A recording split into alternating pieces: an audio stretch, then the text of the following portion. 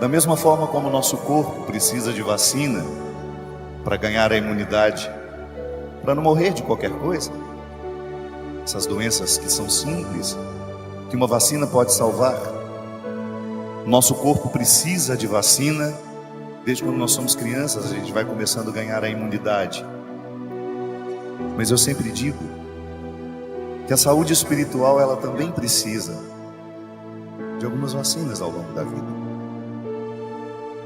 E a primeira delas, a que nos imuniza para tudo que pode nos destruir da vida, é a certeza de que Deus nos ama. Ensine alguém isso.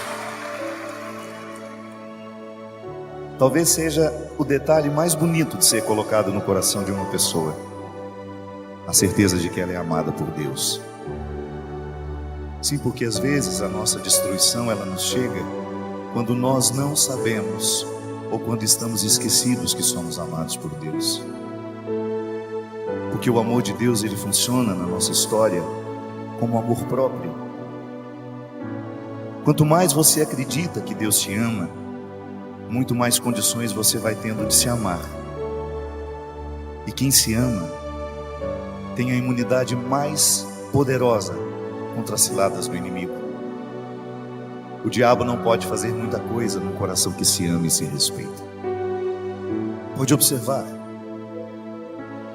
As destruições que o diabo oferece, elas sempre encontram espaço para crescer em pessoas que não estão se amando, que estão vivendo um processo de desrespeito pessoal. Você sabe disso, eu não preciso ficar dizendo muito. Basta você revirar algumas páginas passadas da sua história e você vai ver o quanto você se tornou um alvo fácil para os diabólicos de plantão, no momento em que você não se amava, que você não se respeitava. E nessas mesmas páginas que te mostram o quanto você foi um alvo fácil para o diabo, nas situações diabólicas que existem pelo mundo o tempo todo, você também vai descobrir como você foi forte para dizer não àquilo que lhe destruía, porque a sua dose de amor próprio estava em dia.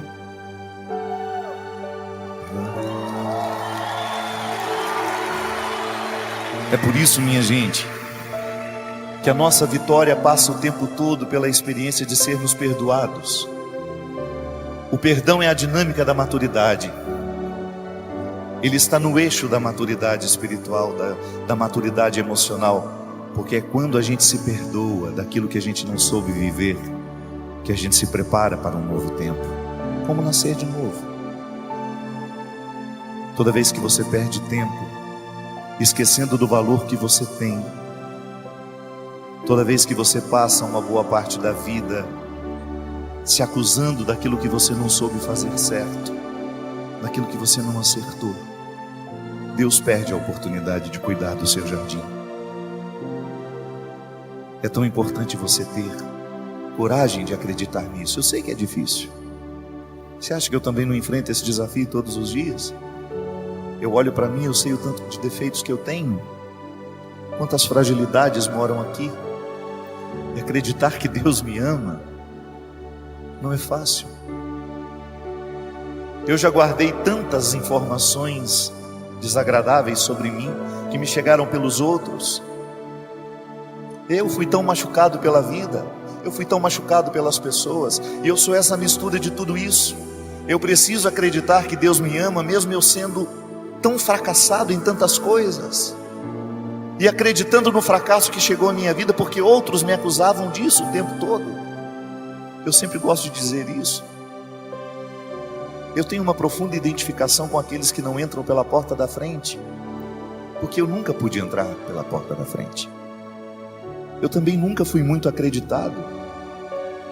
E não estou dizendo isso aqui para me lamentar, não. Eu estou apenas dizendo que se hoje Deus me coloca num meio diferente para estar com pessoas diferentes, é porque eu fui achado da mesma forma. E seria uma incoerência da minha parte não ter um profundo respeito por todos os que passam pelo meu caminho, por mais diferentes que eles sejam de mim, porque eu também um dia fui achado por Jesus assim, na beira da estrada. eu não estava no caminho principal, eu estava na beira da estrada. E desde então eu descobri que o meu sacerdócio é andar pela beira da estrada, lá onde eu também fui achado, porque há tantos como eu, necessitados de serem olhados nos olhos e de receberem essa notícia, que Deus ama, que Deus não se cansa de amar, que não há nenhum erro que nós tenhamos cometido na vida que possa retirar-nos da certeza do amor de Deus. Não há nada. E eu tenho consciência que a minha espiritualidade consiste em acender naqueles que estão cansados a chama de um novo tempo. Dizer aos que ainda não sabem, ou recordar os que estão esquecidos, que Deus não desiste de nós. Deus não desiste de mim. Deus não desiste de você. E eu sei que às vezes nós ficamos desistindo de nós. Eu sei que às vezes você desiste de você, porque você sofre do mesmo mal que eu já sofri muito, que é ser olhado de um mesmo jeito pelas pessoas que te conhecem. Aquele olhar que paralisa, sabe? Aquele olhar que diz: ixi, eu já sei como você é. Isso é terrível. Às vezes nós precisamos a chance, apenas de uma chance, de um olhar que nos olhe como se fosse o primeiro dia de nossa vida. Às vezes é só isso que nós precisamos. Quebrar a força dos olhares que nos viciam naquilo que nós já sabemos de nós. É tão cruel você encontrar pessoas que ainda não chegaram ao melhor de si, porque elas estão numa ambiência desanimadora. Elas estão cercadas de pessoas que olham para elas de um mesmo jeito, de um jeito viciado, paralisante.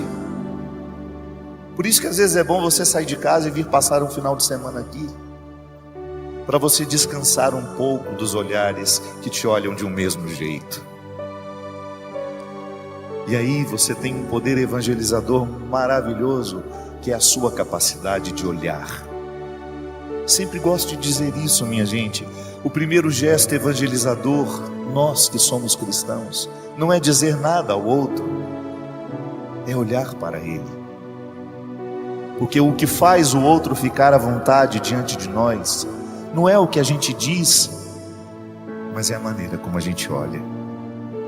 Eu sei muito bem se sou bem-vindo, não é quando o outro me diz seja bem-vindo, porque pode ser que a palavra esteja dizendo uma coisa e o olhar dizendo outra completamente diferente.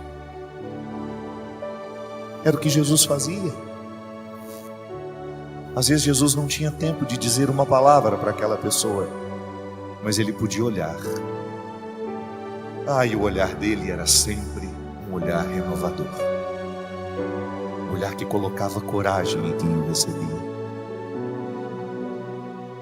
um olhar que desafiava tudo aquilo que aquela pessoa já havia encontrado de si, um olhar que quebrava o poder viciante dos olhares que paralisam, que nos amedrontam e que às vezes nos fazem pensar que só podemos ser essa pequena porção que já achamos de nós mesmos. Não. Você é muito mais do que você já achou de si. Você está apenas começando. Você está apenas começando. Ouse acreditar. Ouse acreditar que o melhor que há em você ainda não veio à tona. Ouse acreditar que hoje o olhar de Jesus é para você, que já está desanimado de si, que coleciona fracassos, que coleciona decepções. Ouse acreditar que hoje esse olhar é para você. Ouse pensar que tudo isso aqui foi colocado, foi pensado para que nessa noite você fosse visitada pela certeza do amor de Deus por você.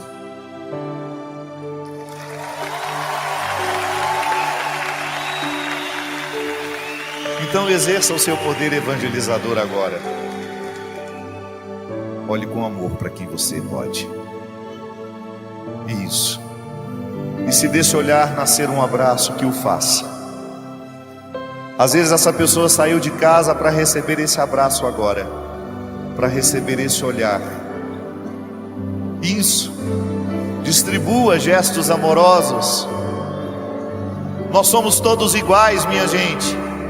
Todos nós somos frágeis.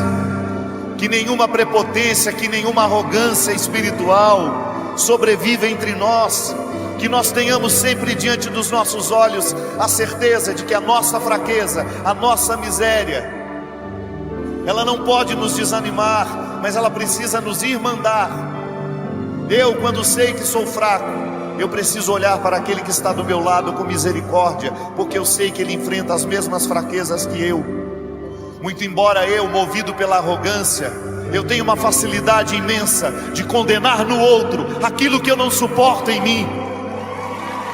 Às vezes, por causa de uma vaidade espiritual, eu tenho uma facilidade imensa de gritar as fraquezas do outro, porque na verdade estou querendo sufocar as minhas.